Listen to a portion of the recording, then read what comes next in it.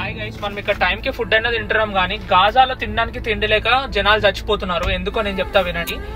మనము Iran Israel Palestine conflict గురించి discuss చేస్తున్నప్పుడు హమాస్ అనే ఒక మిలిటెంట్ గ్రూప్ గురించి చెప్పినా కదా. వాళ్ళు పాలెస్టైన్ లో ఉంటారు, వాళ్ళకి ఇస్రాయల్ కి పడదనమాట. వాళ్ళు ఏం చేశారంటే 2023లో ఇస్రాయల్ మీద అటాక్ చేశారు. ఆ అటాక్ లో ఆల్మోస్ట్ 10,000 పీపుల్ చనిపోయారు అండ్ మిగిలిన వాళ్ళని వాళ్ళు హాస్టేజ్ లాగా తీసుకున్నారు.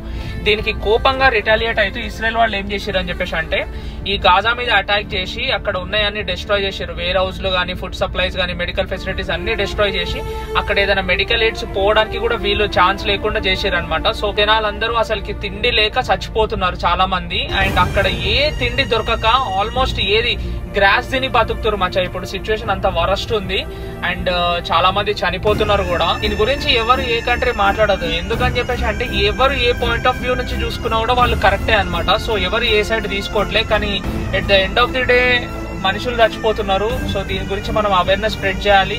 ఇది ఎట్లా ఆపగలుగుతామో కూడా అర్థం కావట్లేదు. ఎందుకని చెప్పేసి అంటే యుఎన్ వాళ్ళు మధ్యలో చాలా మంది నెగోషియేట్ చేయడానికి ట్రై చేశారు కానీ వాళ్ళు మాత్రం వినట్లేదు. అండ్ ఇది ఇట్లానే కంటిన్యూ అవుతుంది.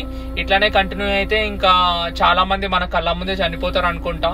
దీని గురించి మీరు ఏమనుకుంటారో నాకు కమెంట్ చేసి చెప్పండి మచ్చా. బై.